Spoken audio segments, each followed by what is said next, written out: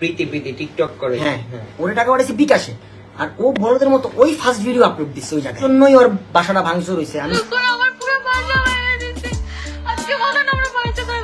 সম্প্রতি তহিদ আফ্রিদি ও টিকটকার তাহমিনা চৌধুরী প্রীতিকে নিয়ে ভাইরাল হলো নতুন তথ্য। আমরা সকলেই জানি হাসিনা সরকার পতনের পর অন্তর্বর্তীকালীন সরকারের দায়িত্ব নিয়েছেন ডক্টর মোহাম্মদ ইউনূস। আওয়ামী লীগ পতনের প্রধান ধাপ ছিল কোঠা আন্দোলনকে ঘিরে। সেই মুহূর্তে সরকার তাদের বর্বরতা দেখিয়ে হাজারো তরুণ যুবকদের ওপর হামলা চালায়, শত শত তরুণরা নিহত হয়। এমন নির্মম ভয়াবহ পরিস্থিতিতেও স্বৈরাচারী সরকারের পক্ষ নিয়ে টাকা খেয়ে অনেক বড় বড় ইউটিউবার ভিডিও প্রকাশ করেছে ও চুপ থেকেছে। ছাত্রদের পক্ষে তারা কোনো কথাই বলেনি। তবে ঘটনাচক্রে যখন সরকারের পতন হয়, এর পরপরই বেরিয়ে আসতে থাকে এই সকল মানবতার ফেরিওয়ালা নামে খ্যাত সো কল্ড সেলিব্রিটিদের আসল মুখোশ।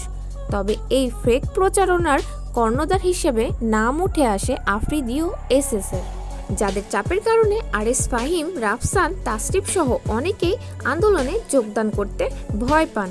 তবে তারা কোনো রকম ছাত্রদের বিপক্ষে পোস্ট করেনি। তবে সরকারের পক্ষ নিয়ে প্রথম টাকা খেয়ে ভিডিও আপলোড দেন টিকটকার প্রীতি, যেখানে পুরো ভিডিও জুড়ে শুধু মেট্রো রেল ও অন্যান্য সরকারি সম্পদ নিয়ে কথা বলতে শোনা যায় তাকে। আমাদের অনেক সম্পদ নষ্ট হয়েছে, মেট্রো স্টেশন, ফুটওভার ব্রিজ, আর অনেক কিছু। আর এই সকল তথ্য আমার মন করা নয় বন্ধুরা, আরএস ফাহিম নিজে লাইভে এসে কনফার্ম করেছেন এটি, যার ফলস্বরূপ প্রীতিকে নেটিজনদের তোপের মুখে পড়তে হচ্ছে। তবে এই ভুল আসলেও ক্ষমার অযোগ্য বন্ধুরা। সম্প্রতি আরএস ফাহিম আবারও লাইভে এসে জানান প্রীতি টাকা খেয়ে সরকারের পক্ষ নিয়েছেন, আর এজন্য তাদের বাড়ি ভাঙচুর হয়েছে। এটি সম্পূর্ণ ভুল তথ্য ছিল। আপনারা প্রীতিকে এত হেট দিবেন না।